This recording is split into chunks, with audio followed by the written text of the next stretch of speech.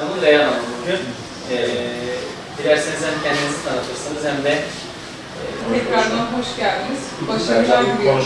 Allah muvaffak eylesin.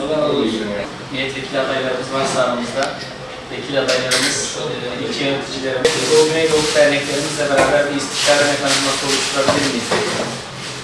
Biz de yelpazeyi daraltmak için uğraşırken daha da genişledi. Yani insanlarımız birlik beraberliğe o kadar hevesli ve ihtiyaç duyuyor ki özellikle şu süreçte. için genelde emekçi çalışan arkadaşlarımız var yönetimimizde. Ama bugün konuşacağımız şeyler büyük bir kitlenin hem bilgisi dahilinde hem de muhakkak ulaştıracağız. O konuda müsterih olun.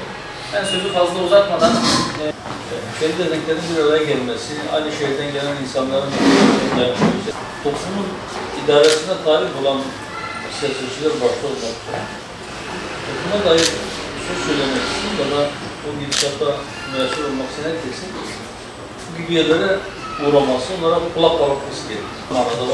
Orada şeye bakanlar belki biraz daha detaylı çalışabilir, detaylı yine de aynı zamanda kendi bölgemizin mesela İstanbul'un kendi bölgemizin de bizim bölgeden buraya gelen, İstanbul'a gelen insanımızın da sorunlarla ilgili bir anlamda onların teferruatında üstlenen konusunda biraz yükümüzü alır. Tercih edilmeyen, ikinci tercihen yönelen vatandaşların varlığı gibi. Siyasi partiler bundan dolayı da bir ittifak şeklinde yer almak tercih söylüyor. İkisi birleşince artık bu sistem devam edecekse Türkiye'deki ikili bir yapı doğru gidiyor. Bu ikili yapıda biz biraz önce dediğim gibi tercihimizi Cumhur İttifakı'ndan yana kullandık ve